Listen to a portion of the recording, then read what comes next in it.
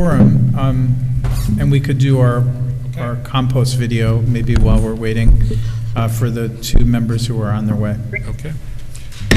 Hey, everybody. It's a regular council meeting, so let's start it, and let's do a pledge. All right. I pledge allegiance to the flag of the United States of America and to the republic for which it stands, one nation, under God, indivisible, with liberty and justice for all. If we just do a moment of silence, there's one is for Jim Cotter, who was a member of the community who passed away suddenly, and the other one is for the people of Ukraine. Just let's take a minute of silence, moment. Oh my God, he was like young, wasn't he? I'm wearing the closest thing I can to yellow and blue. Oh my God. All right, thank you all. Who do we got here? It looks like we have 1, 2, 3, 4, 5. I know that wasn't a roll call, but you'll tolerate that, right? Dan, Ren, George, Molly, Lee. I see you all, and I am told that there are 2 council members who are heading over right now. In transit. So Paloma and Justice will be here shortly. We'll count them in when they get here. Let's pass a bunch of resolutions. And our while they're attorney's gone. on. Oh, okay. Drew is on. Right. Hi, Drew. Yep, I'm here. Hey, Drew. How are you? Very good. How's your colleague supposedly in Italy? He just got back this evening. I believe he has landed safely and he's in transit home. Got it. Very good. And we've done the right thing, as our last 2 members of the quorum are just pulling in. So welcome. I now see a full count of our roll call. And our next item is a community segment. Oh, we're going to get a screening of the Beacon Compost drop site video, and then a review of community investment program applications and recommendations.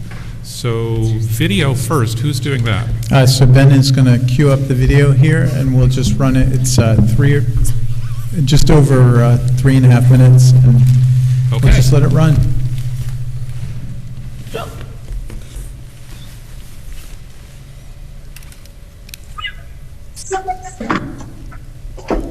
Ben, we need sound.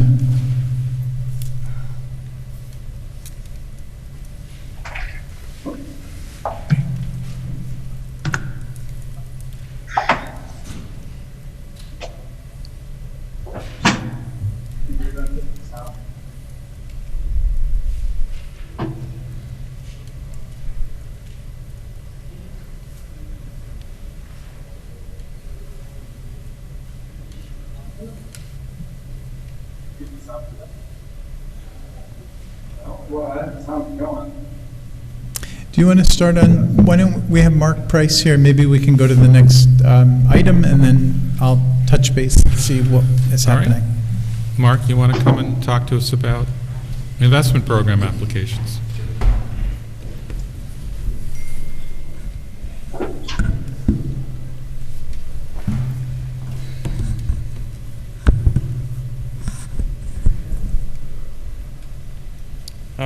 Good evening, everyone. So the applications for our community investment program funding you guys had earmarked in the budget this year for use by the community by application came back. We had 8 total, actually 4, 5, 6, 7, 8, 9, 10 total applications received. I did review all of them. They were all complete. One was just missing a cover sheet, but you know, they were all submitted on time.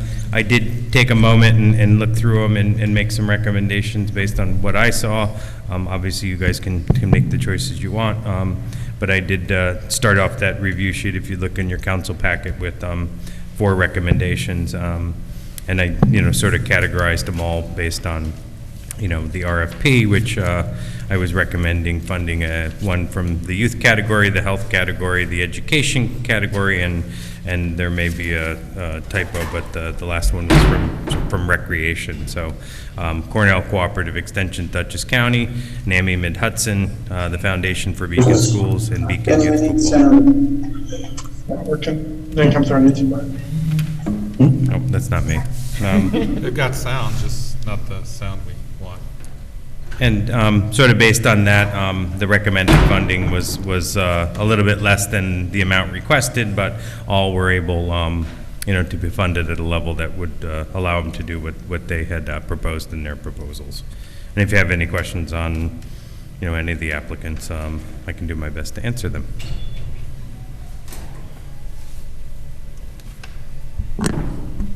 I wanted to confirm with the documentary making workshop that would be free of charge for attendees. That was my read of the application, but I wasn't sure. As far as, I know there's a film fest that is screening. I don't think that's the same as the documentary program. The documentary program, I believe, was by elementary kids and hasn't been created yet. I think the question was whether there's a charge to participate in it. Not that I saw that there was any cost associated with anyone. You're saying that kids would have to pay to be part of the program? Yeah. I did not see that in the documentation. We'll check back.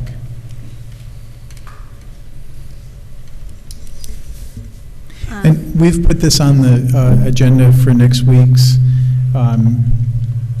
workshop meeting, and what this was is just a beginning of here's what we think we could do. You take it from there. So it gives you the week to kind of read through them, come back to workshop, and then re-rank them or go with the recommendation. Got it. While we have you here, Mark, I did have a question that wasn't answered in the materials, I think. The football proposal is for all children, or does it include all children, or is it just for boys, or is it? It's co-ed. It's co-ed, Yeah, okay. yeah, currently, what had operated here in Beacon for a very long time was Beacon Pop Warner Football. Okay. That organization is since sort of, sort of closed their doors per se. The folks that were running it for the last few seasons moved out of the area, so essentially the youth football has to start from scratch. So there's a few community members that are sort of willing to sort of hit the restart button. They're currently proposing only flag football, which I believe is co-ed, and they don't have plans for contact football anytime soon because they want to start rebuilding the program. So they're starting this spring with a flag league, and this would allow them to sort of rebuy some supplies. They're still going to use the field house at Memorial Park and pretty much start over, the organization itself. And it's young kids, it's 3rd and 4th graders, and then they'll expand to 5th Yeah, I and saw 6th. that, yeah. And then there's no other football available in Beacon? I looked on the school's athletics page, and I didn't see any American football.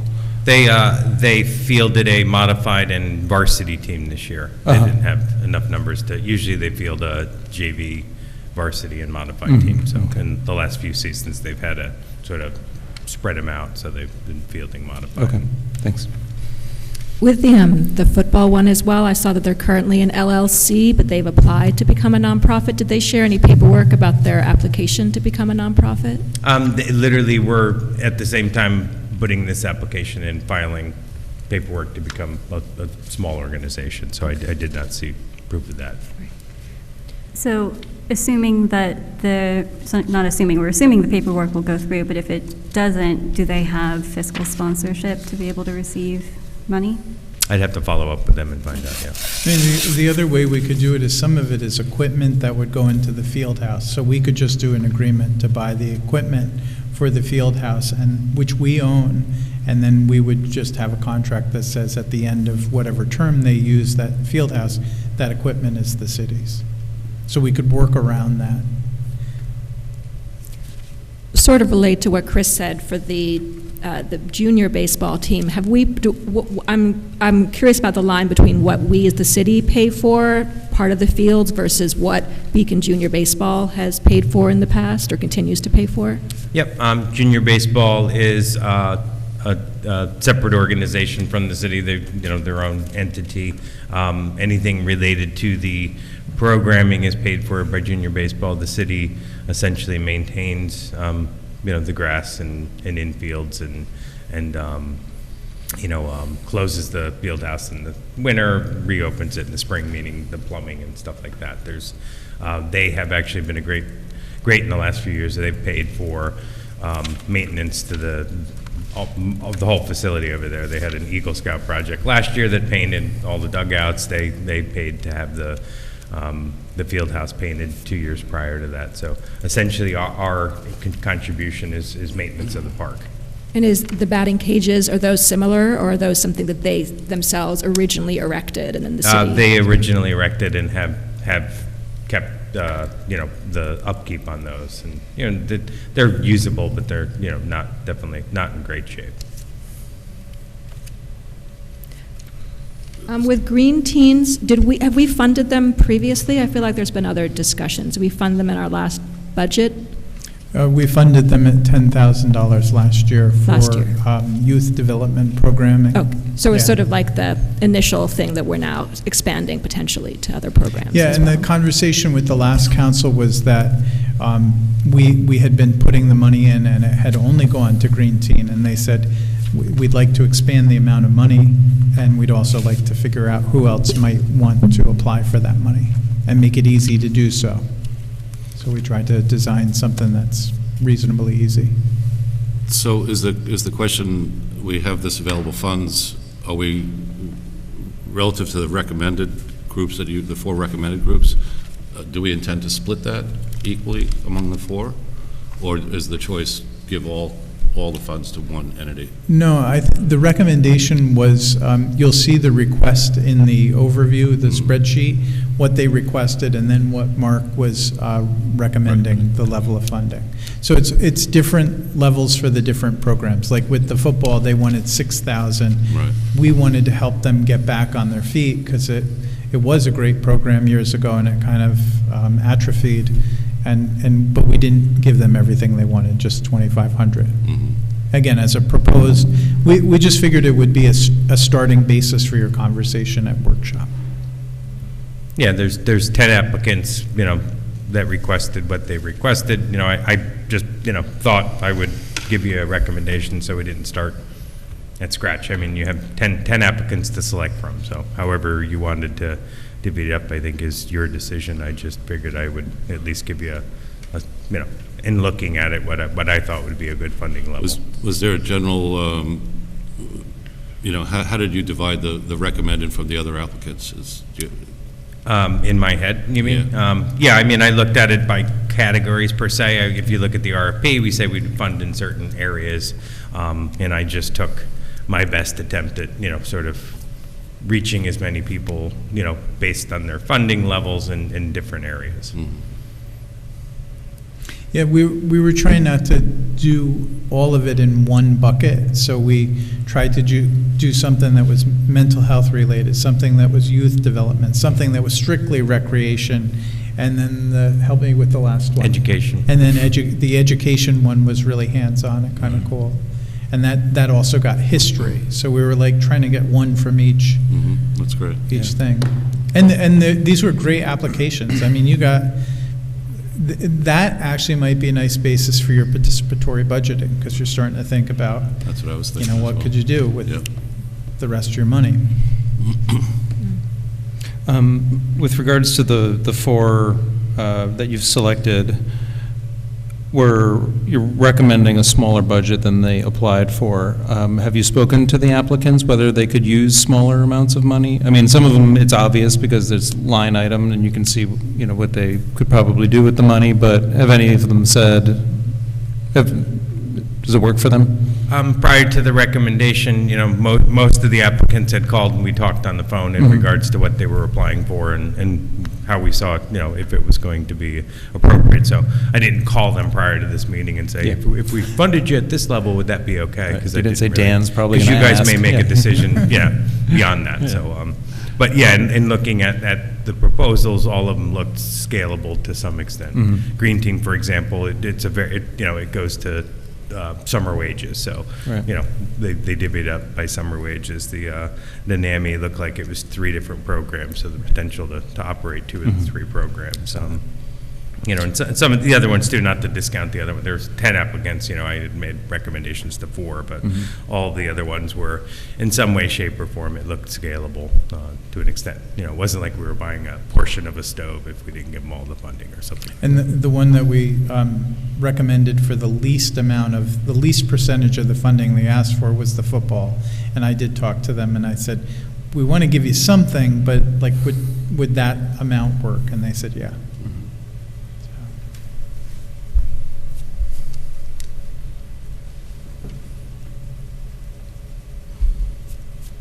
And I just want to thank Mark for taking the time to do this. He's my go-to department when I have stuff like this, so thank you so much. Yeah. And this is our first pass at this. Last year was some funding that we found an application for, and based on the budget meetings last year, we had to come up with a criteria and a little RFP, and so as I talk to everyone, it's, if you guys continue, this practice, we've at least got a baseline, a starting point to, better for next year. So, but I think it was reasonably smooth. There was very few barriers to applying, and as long as it was for something in Beacon, and there really were not too many barriers to an application. Do you think this is something that if we continue this in future budgets, that a future version of the Recreation Committee could also help in reviewing applications and making recommendations? Yep. Yeah, you could pass that along to, anyone besides yourself. I think it came back to you guys because I wasn't willing to make that choice on my own. Yeah, I'd like when we go into budget discussions again, I'd like us to consider adding funds to this, given the amount of applicants that have come forward and the quality of applications and the need. So I hope we could talk about that. No, but I think the comment that Molly made about what we put into the rec committee, I think this, you're kind of rethinking how do we invigorate that. And I think that being able to kind of, pick some programs, make some, recommendations as to new stuff might be part of that. So do consider it. Yep, and we're at sort of that jumping off point too with developing stuff like this in addition to that study this year. And, I think as we run through that process, it'll be clear that, that committee is useful if there's purpose to it, so. Yep, and, I think having criteria and scoring in ways that kind of make it more objective doesn't mean you may not, have someone you want to help along the way that's important and worth doing. But it also just is kind of moves it from the council and kind of makes the process that's kind of independent, which I think is a really good thing. So I appreciate this.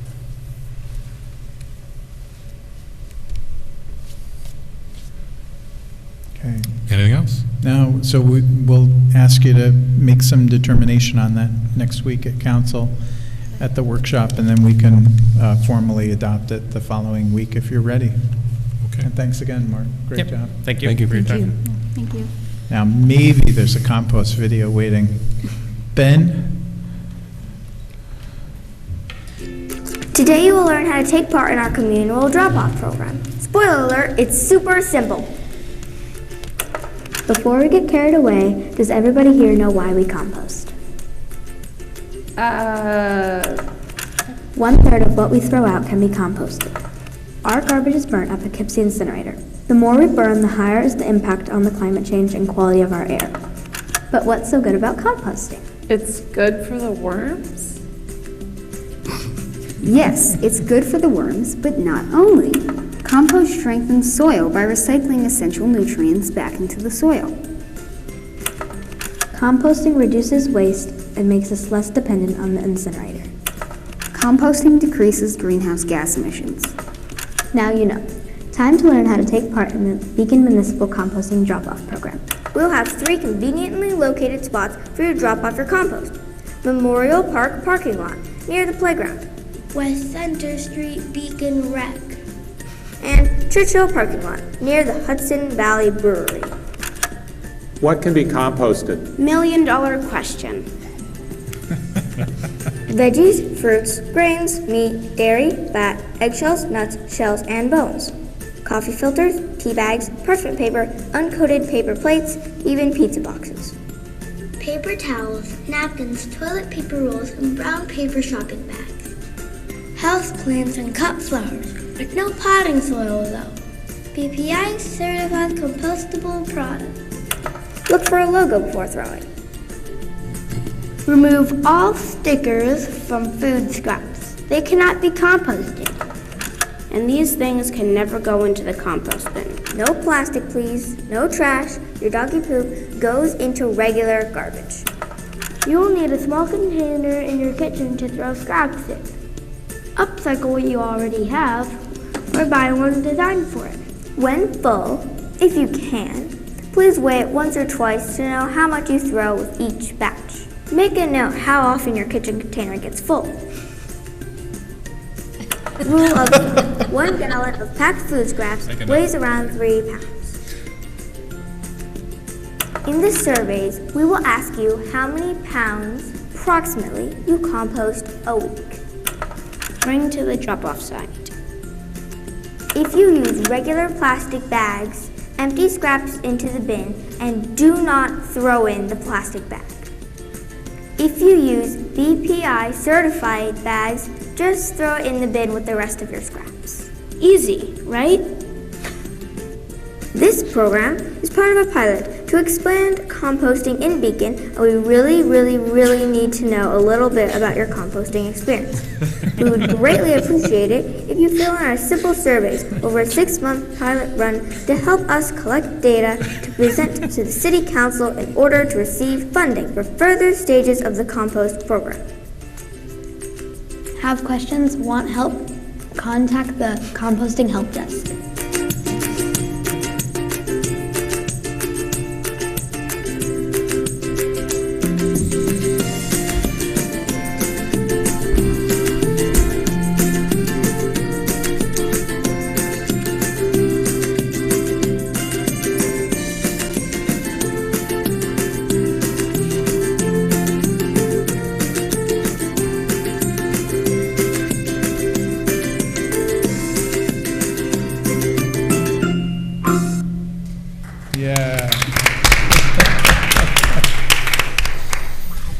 Who knew we had such talent at the table, Mayor?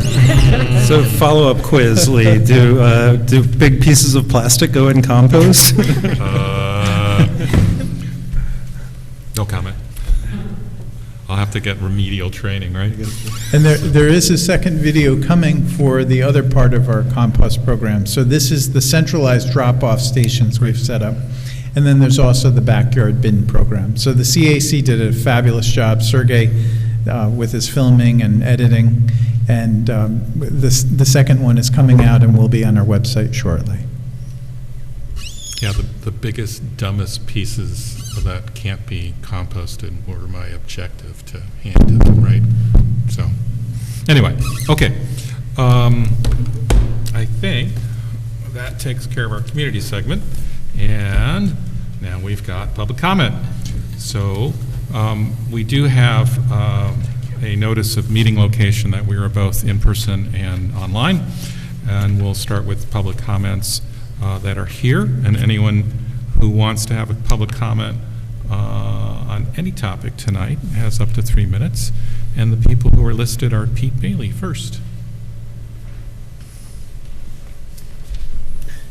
Hey. Good evening. My name is Pete Bailey from Wilk Street. And I'm here to let everyone know that we are, the Tree Advisory Committee is hosting an Arbor Day celebration on this Friday, April 22nd. So it is a week before the National Arbor Day. But it'll be this Friday, which is great because the weather looks sunny and 70s. So we're excited to celebrate with a tree planting, live music and poetry. There will also be a raffle with items from local businesses that have donated. Great stuff for both kids and adults. And I even hear that Happy Valley is going to make a signature cocktail. So come on by. It's going to be at 300 Main Street, right next to Happy Valley, from 3:30 to 5:30, again on Friday, April 22nd. So I hope to see everyone there. Thank you, Pete. Teresa Kraft. Good evening, Teresa Kraft. I look forward to seeing Beacon as the long-proposed walkable city when Main Street is shut down with no street parking while milling and paving is taking place next week, even if it's only temporary. With the boom in building, we are experiencing the high flow of traffic on all residential roads. It has especially exploded on Liberty Street. There needs to be multiple speed bumps to slow down the high-speed traffic before it hits the narrow bridge, similar to the ones at Algonquin Park in Newburgh. We need you to help slow down the delivery trucks, the buses, the city work trucks, and the endless Ubers and private taxis heading to the Airbnbs throughout that side of town. In a blink of an eye, we will be experiencing even more traffic from Groveville once the Bridge Street Bridge is reopened to either foot traffic or car traffic. 250 plus cars coming in and out of that place daily is going to be a nightmare and impact everybody in this city. I hope we don't see them all going the back way out on Liberty Street, Washington, and DePeyster, racing to town, but we know that's a given. We're already seeing a tremendous amount of vehicles a day passing through with serious wear and tear on this road. Thank you. Thank you. Is there anyone else in the physical public who wants an opportunity for public comment tonight? This would be your time. And there'll be a second opportunity at the back end of the meeting. Not seeing. Anyone you want to do the online? Thank you, Ben. If you're on Zoom and you'd like to make a comment, please use the raise hand option at the bottom of your Zoom screen. If you're on a phone, you can press *9. If you're watching on YouTube, you'll have to join the Zoom by visiting beaconny.gov. Mayor, we do have one attendee on Zoom who would like to speak, and that is Sergey Krasikov. Okay. Good afternoon, everybody. Thank you again for the support of the Compost project. But today I wanted to invite everybody to join Green Taking Coalition at the community cleanup that will happen on April 23rd on Saturday between 9 and 12 p.m. And we'll have an after party with some compost information at the Hudson Valley Brewery from 12 to 2. People who participate will get some tickets for alcoholic drinks. And you can sign up to one of our routes, which includes Cleaner Up Future Rail Trail, Fellow Woods, and other at greenbeaconcoalition.org. Choose which route you want to take part in, and we will provide all the supplies. You just need to show up and help make Beacon cleaner. Thank you. Thank you, Sergey. I also just want to thank both you and Faye for your extensive involvement in the video. Faye and I got to be lowly students, and Sergey filmed a lot of filmed the whole thing and produced it. So thank you both. Anyone else? So Sergey's audio was a little muffled. Yeah. What was the? It was 9 to 12 on Saturday, but what was the meetup place? Did anyone catch that? There are multiple meetup places. Okay. And you can choose where you would like to meet up online. I don't have the link, but I can provide it later on. Okay, cool, thanks. And Hudson Valley Brewing will be offering a draft beer for all those who participate, so that's important. Coming back. Yeah. All right, I think that's it for public comments. Reports from council. So why don't we start up, I don't know, Dan, you want to start up? Yeah. Okay.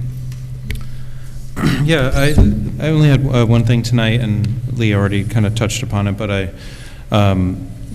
we lost someone from Beacon over last weekend. A good friend of mine and a good friend of many. His name was Jim Cotter, and he was a local volunteer in the Beacon Democratic Committee. And there's just so many nice things to say about Jim, but his undying commitment to social justice, his volunteerism, his selflessness, he volunteered for so much and he never asked for congratulations or put himself forward. And it's tragic to lose somebody like Jim. The world needs more Jims. So anyway, I just wanted to say something for him tonight. And that's all from me. Thanks, Dan. Thank you. I wanted to thank First Presbyterian Church for a great Easter service Sunday. And kind of in keeping with the spirit, Main Street is in bloom. It's my favorite season on Main Street, so I know that you haven't probably failed to enjoy that, but if you have, please enjoy the flowers on Main Street. I think that does it for my announcements, because Arbor Day has been covered and CAC's. Oh, I did want to say that I put a gallon of compost in at Memorial Park, and the bins were pristine. So let's dirty those up, right? And fill them up, because but look very carefully and just be sure that you're putting your compost in the bins with the stickers.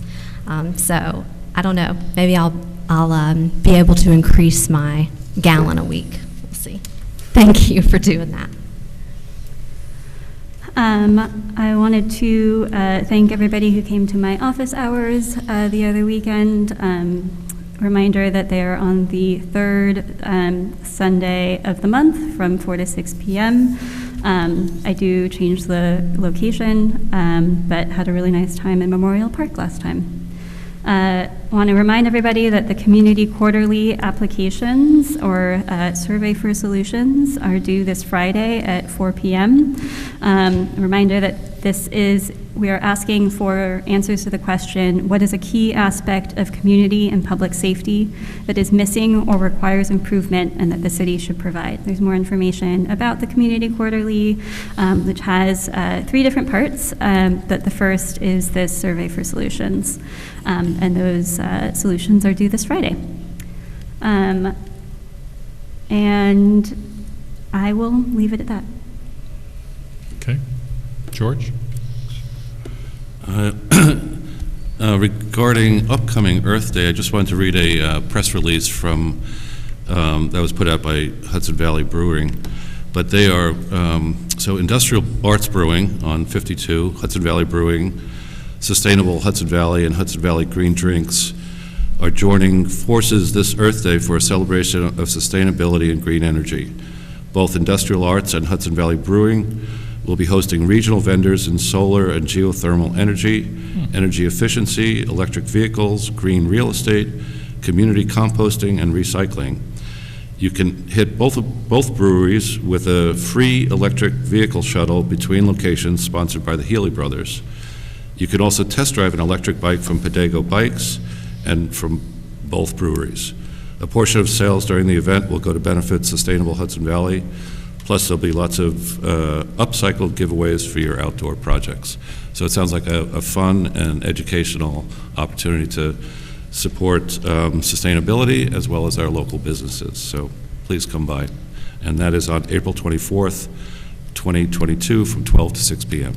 Thanks. Thank you, George. Thank you.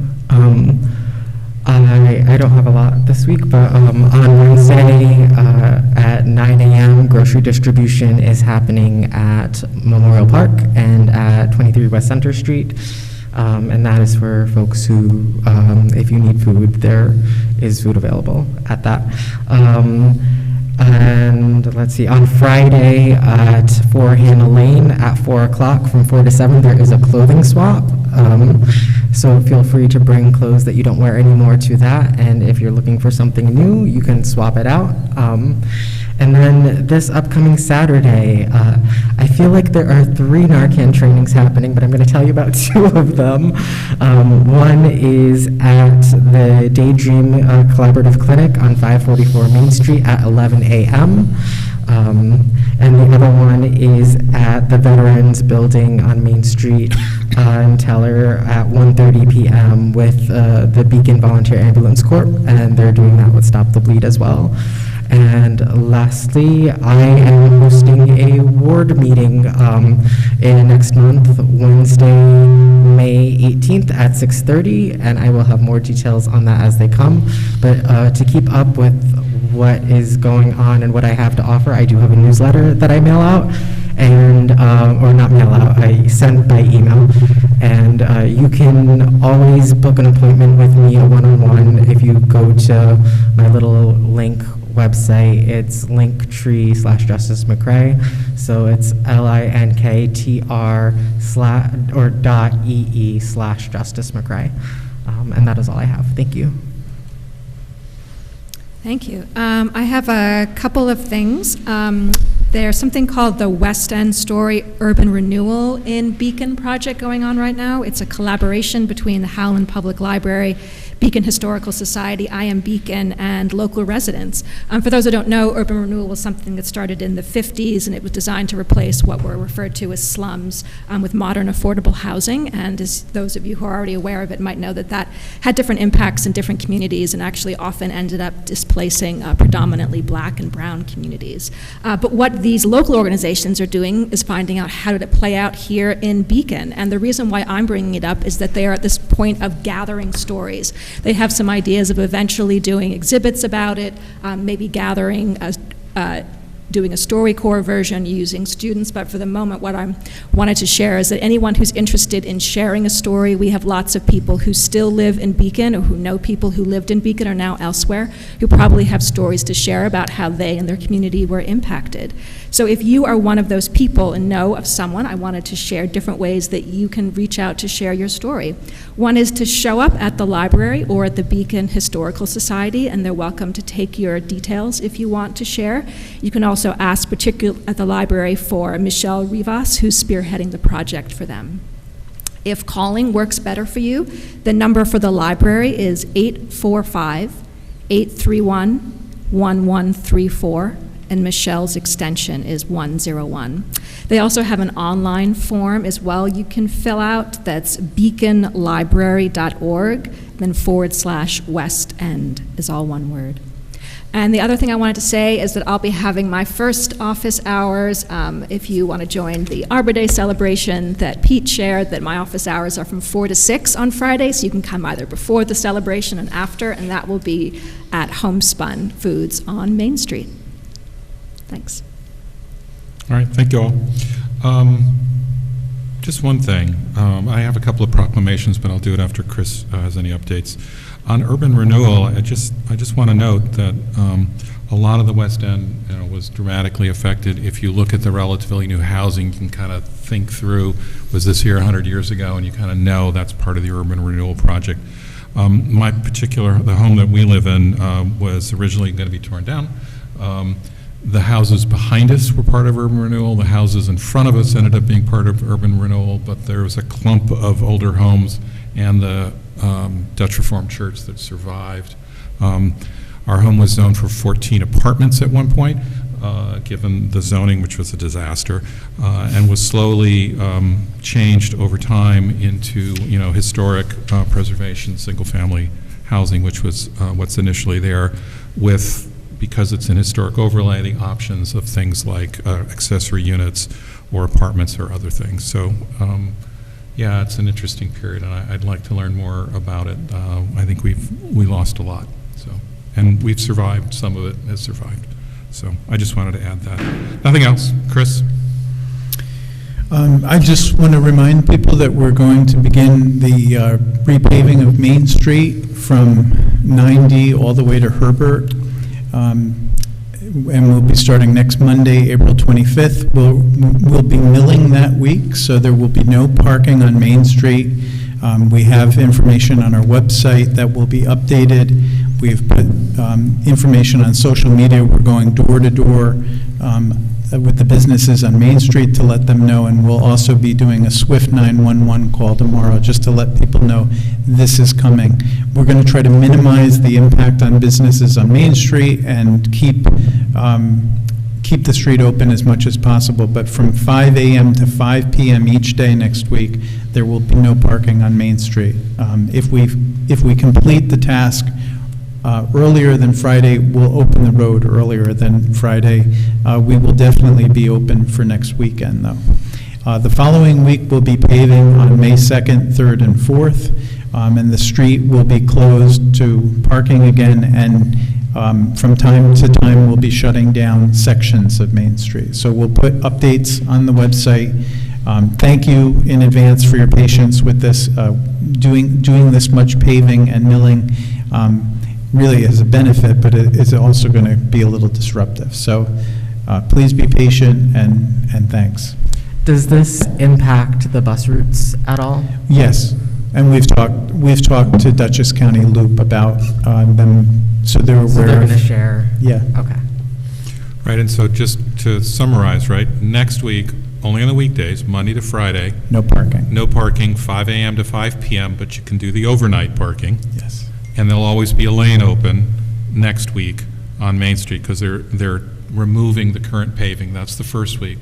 Then the second week, if I got this right, Monday, Tuesday, Wednesday of the second week, there'll be no parking at all, 24 hours, and they're doing some the paving. Closures. And some Yeah. closures, and they'll be doing paving then, right? Yes. Okay. And then then we have to stripe the whole street, which I think is going to be done all in one night. So again, we'll post, all of Main Street will be posted with where you can't park, so it will be really clear. Any way to squeeze in a few more parking spots through the painting? We are going to try to do that, All too. right, great, thanks. Yes. I keep reminding them, don't worry. I see that there are a number of new crossing signs, those big sort of ones with a person on it, the big yellow ones. So I'm really excited to see the corresponding new crosswalks that are going to be painted that go with those, and hopefully Yeah, we'll it's make going to it- look really sharp. It's Yeah. all those Abbey Road crosswalks that are just the lines in a row. And we're doing them with a very high-quality epoxy. So I think Main Street's going to look really good, but it's going to be a difficult couple weeks for our DPW. Great. Okay, I have two proclamations to do next. This one's personal. It's a proclamation in honor of Autism Awareness.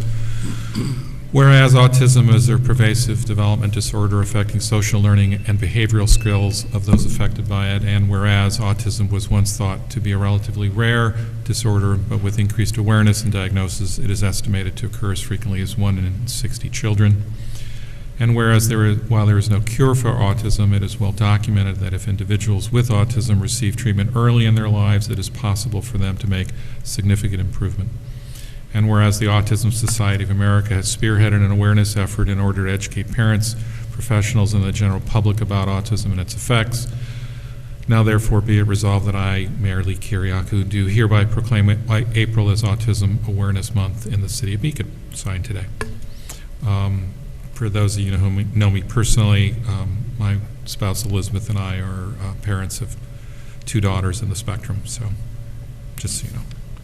And then the other one is one on trees. And so I think, Ren, you've got this when I'm out, but here's the official proclamation. Whereas in 1872, the Nebraska Board of Agriculture established a special day to be set aside for the planting of trees. That's in Nebraska, where they have no trees and nothing but flat land. And whereas this holiday called Arbor Day was first observed with the planting of more than 1 million trees in Nebraska, and whereas Arbor Day is now observed throughout the nation and the world, and whereas trees can be a solution to combating climate change, and whereas, I'm going to skip a little bit of it, trees are a renewable resource giving us paper, wood for our homes, fuel for our fires, and countless other wood products, and whereas trees in our cities increase property values, enhance the economic vitality of business areas, and beautify our community. And whereas trees, wherever they are planted, are a source of joy and spiritual renewal. Now therefore, I, Lee Kyriakou, Mayor of the City of Beacon, do hereby proclaim April 29th, that's 2 Saturdays from now, as Arbor Day in the city, 2 Fridays from now, as Arbor Day in the City of Beacon, and I urge all citizens to celebrate Arbor Day and to support efforts to protect our trees and woodlands.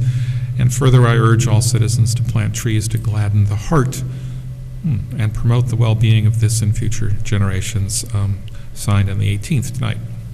So thank you for both of those. And I appreciate the opportunity to do these. We ready for resolutions and local laws? Okay. So the first one, I'm looking for a motion and a second for the appointment of Richard Figueroa to the position of heavy motor equipment operator. Motion, second. All right, so that I think was George and Ren. And Chris, do you have anything to add? No, we discussed this at the last workshop. Richard Figueroa is a motor equipment operator in our highway department. We had put in a promotion in the last budget, and now that he's a year and a half in, we'd like to promote him to heavy motor equipment operator, and he's been a great employee, so we're thrilled to do this. Okay. Hearing no other discussion, all in favor? Aye. And anyone opposed? Okay, one down. Resolution number 63 is appointing Kate Stryker to the Tree Advisory Committee. Can I get a motion and a second? Motion. Second. So I think that was Paloma and Dan. I think she's a good ad. I think you've seen the resume, and Pete's here to make sure we do it, I guess. Any discussion? Okay, so all in favor? Aye. Thank you all. Next one is to set a public hearing, and this is to amend Chapter 5, Section 20 of the Code, and it's to amend ward boundaries. So the first step is to set a public hearing, right? So that's all we're doing this evening. Can I get a motion and a second? Motion. Second. So I think that was George and Dan? George and Paloma? Well, George and Dan, I heard first. Okay, and then Drew, do you want to speak on this, or do you want me to describe the changes, or do you want to, we both do it? Yeah, I think we can both do it. So right now this local law amends the ward boundaries to adjust based on the results of the census. The changes are minimal, but a local law is required because they are set forth in the city code. The local law will be subject to a permissive referendum, meaning it does not become effective for at least 45 days. And residents who oppose the local law can potentially file a petition, which would then put it to a referendum vote at election time. Okay, and the only thing I would add is, as Drew said, it's a minimal impact. We just equalized a couple of districts, the wards that were a little bit out of whack. It affected 300 or so people on the census out of 14,000. And it's basically never more than moving a block in one direction or another. So it was kept to a minimum. I want to thank John Clark for putting it together and making the proposals. And we'll collect input at the public hearing if you agree to approve it. I have a couple of what I think are typos just on the streets that I think probably before we have a hearing just should be adjusted. Okay. For Ward 1, number 7, so this is page 112 in the packet, it says west on Herbert Street to Matawan Road. I think it's supposed to be to Fishkill Avenue because it goes across Herbert, then down, then across on Kent. Which ward? Ward 1, sorry. Okay, let me review that. Yeah. Okay. And then also Ward 3, similarly, that intersection, 9 through 11 says, actually 10 through to 10 and 11 north on Shank to Kent Street. I think it's north on Shank to Herbert, then across, then down Fishkill, then across Kent. So it just needs to be, as it's a law, just make sure that little jog is clear. Yep. Yeah, as you say, north on Shank, west on Herbert, south on Fishkill Avenue, just the jog, west on Kent to Matawan. Yeah. Yep, let's make sure we pick that up. And you're saying it doesn't read that way now? Not currently, no. Okay. Thank you. So we don't have to do anything to amend because we're still just setting a public hearing, but we'll pick up those changes. And Drew, when you finish that, would you just send a version to me and I can take a look at it? Because I'll know the boundaries pretty well. Absolutely. Okay, that'd be great. Thank you. And a reminder to the public, these new wards wouldn't exist for another year and a half, right? That would take 2024. January 1st, 2024. Yes, that's right. There's no election which will affect the wards, right, until 2023. The election of 23 and the term of 24-25. Yes, yes, exactly. Okay. All in favor of setting a public hearing? Aye. Aye. All right. Thank you all. So the next one is a resolution supporting the proposed New York State Build Public Renewables Act. And I think, Chris, can I get a motion and a second on that? Motion. Second. All right, that was Justice and Paloma. And Chris, do you want to describe it? So this was a recommendation of the CAC, the Conservation Advisory Committee, asking us to pass a memorializing resolution in support of this legislation. The draft that you saw last week had a little bit of language that needed to be cleaned up, so you have a clean draft. And this would really empower NYPA, the New York Power Authority, to provide energy to municipalities and many communities, and help to really move forward the transition to green energy, which we're already leading, but again, to do it on the scale that's needed really takes action at the federal and state level as well. I just wanted to clarify that because I read the bill and listened to last week's. I wasn't here in person, but I still wasn't quite sure what this law was doing. So basically right now, existing law limits how much New York State, how much power and when New York State can generate power, and one of the main purposes of this bill is to lift those limits. Am I reading that correctly? Yeah, so if private industry isn't meeting goals, the state can use this to create more clean energy, I think would be the thinking. Okay. But it's not, this is not the other bill you mentioned at the workshop last week, which is actually more explicitly taking things from private Correct. and moving them public. That's a different law, and that doesn't have a bill number this year, so Right. that So was this tabled, is yeah. just about the state can step in where there's a need to generate, they can do that. Okay. And this, again, really is focused on the public sector, providing power to the public sector in the state departments. Yeah, I saw that the bill mentioned that it could provide to individuals as well, but it seemed to be, not an afterthought, but it seemed to not be the main focus.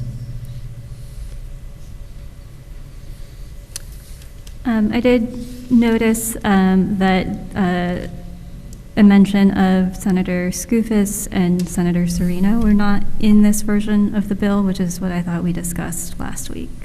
Sorry, not the bill, of the resolution. Yeah, it was in the original draft, so I actually pulled it out because we stated, I didn't think it was proper to say that somebody who's going to be representing Beacon when that election hasn't even been held is in this. Also, I think you're better off with memorializing resolutions, giving credit where credit's due, which would be Assemblymember Jacobson, who sponsored it. And, you know, again, I wouldn't put Serino in other than to say this would be conveyed to Serino. Okay. So Serino wasn't mentioned in the original draft whatsoever. If you look at the new draft, the last resolved says we'd like a copy of this resolution sent to Governor Kathy Hochul, Assemblymember Jonathan Jacobson, and State Senator Sue Serino. Those are our representatives, I agree. Yeah, I think this is right. Yeah, I think Sue Serino should receive it. Do we have anything in here about Jonathan Jacob? Yeah. Yeah, it talks about him co-sponsoring. But I wouldn't put somebody in that isn't representing us now. It just kind of is bad form. Can I ask about the job creation aspect of this? I see that it's tens of thousands of green union jobs are anticipated to come to the state. I assume those aren't dependent on this passing, or do we think that the passage of this will actually facilitate those jobs? My understanding is that the passing of this would facilitate those jobs. Those jobs aren't coming without a project for them to work on. Okay, so the more energy the state is able to create, the more jobs it can then create. Okay. Are there any projects that we're aware of that might provide jobs to Beacon residents that are already kind of slated for development? There's a proposed transmission line from Hydro-Quebec down the Hudson and Champlain valleys. Okay. So that's a huge project. And again, it's not production, it's transmission of primarily green power down to the areas that we need it. And then there's huge wind projects going on off of the coast of Long Island. And I know that some of the engineering firms that I worked with in my last job were already planning for that, because you have to, just getting these large turbines through the road network of New York is a challenge. I bet. One thing I learned recently, too, was that new transmission line from Canada Once that's complete, new clean energy projects will likely kind of start popping up all along it so that they can plug into it. So it could have kind of a Or a cascade. snowball effect, yeah.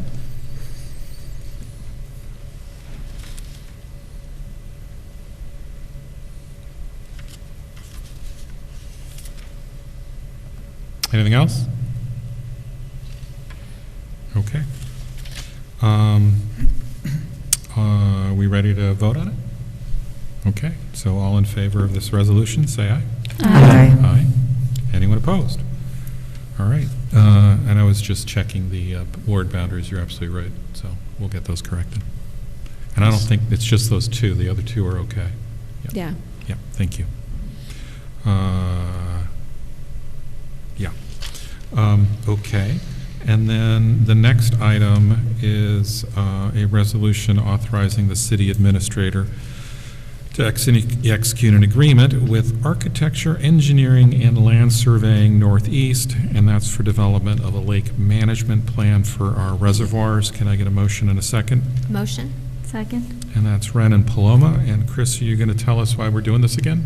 Yes, so you did this already with a company called Cedarwood Engineering, which was going to do an evaluation of our 3 drinking water reservoirs to try to figure out how we can do better management of them to avoid things like algae blooms.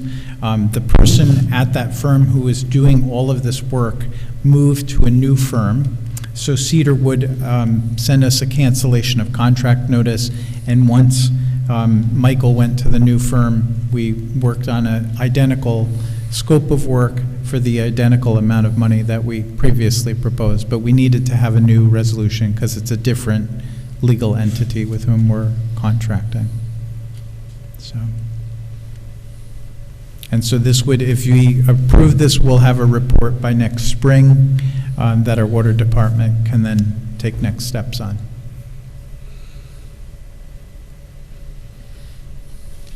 Okay. We're good? All in favor, say aye. Aye. Anyone opposed? Okay. Approval of minutes. Highly controversial, but I'm looking for a motion to approve these. Motion. Second. So that was Molly and Justice. These are the minutes of April 4th. Any corrections, additions, All right, commentary? Justice, what edits did we miss this week? I didn't catch anything. Okay, we went through 3 times. I was like, we're not letting Justice. I think it's good. Okay. Okay, all in favor? Aye. All right, so this is now that finishes our resolutions and local laws and minutes. This is now an second opportunity for public comments. If you haven't spoken at the first one and would like to speak now, please come up, take 3 minutes on any topic. Clark Edmond, 2 Wilson Street. So I'd like to pick up where we left off, right? So I came in, I showed you some papers. We were talking about affordable housing. There's examples and how a family could get in very, very inexpensively. And we presented this 50-foot wide zoning that used to exist, very common on Liberty Street. The entire street was laid out that way. Historic diagrams in the city records show that. It's very accessible on the Parcel Explorer. Now, so the question becomes is, what kind of novel circumstance we face that it might be beneficial? So a 50-foot by 100-foot wide, largely concrete structure in boundaries and parking garage and everything that's there, supplemented with attractive landscaping and planters and whatever the case may be, provides an opportunity for at least maybe a dozen families along Liberty Street, in addition to my own holdings, that would benefit significantly financially from the ability to be able to plop down this set of forms. The regularity of the forms, the approval of the structure being the same, reduces dramatically the cost of construction, not just for anything I might build, but for people throughout the town. It raises a more interesting question. What precisely is the texture of the Fishkill Creek in relationship to the land? And what is the vulnerabilities to that land that sits below Liberty Street, mine as well as others? And the issues really come to the dam upstream. And that real estate assemblage of development that has occurred over the several years that includes now the 7-story apartment house. Wood frame, whatever. Where's the pumped sewage going? Is it coming down Liberty Street, which makes it impossible, maybe for my own construction possibility, or for other people? I don't know where it's coming and going. Mr. City Manager, I would appreciate understanding where the pumped sewage from that project goes. But more importantly, how did the real estate ownership for that side of Fishkill Creek, with this assemblage, how did it morph to be able to be released of liability with the dam to provide power to it, that it has accumulated toxic sediment behind it, and when it burst, what kind of safety measures are taken on land and property like mine that doesn't have dam inundation? So creating the concrete bathtub as proposed is perfectly logical for this, but more sinister. Where is the polluted underground water go in my neck of the woods? And contrary to what's been presented, I don't believe the city has really been forthright with the citizens. Thank you for your time. Thank you. Anyone else in the public want to make a comment this evening?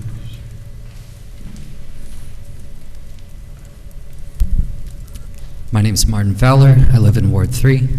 Good evening, Council. Excuse me, I used to live in Ward 3. Now I live in Ward 2. Good evening, everyone, Mayor, Council, City Administrator. I just wanted to thank you for continuing to take the lead on climate justice as a city in the state of New York. I am very proud to call myself a resident of the city of Beacon based on the leadership that's been shown in the past and you continue to show across the board. I also wanted to mention that Friday being Earth Day, there is a rally for climate justice through the organization called Climate Can't Wait.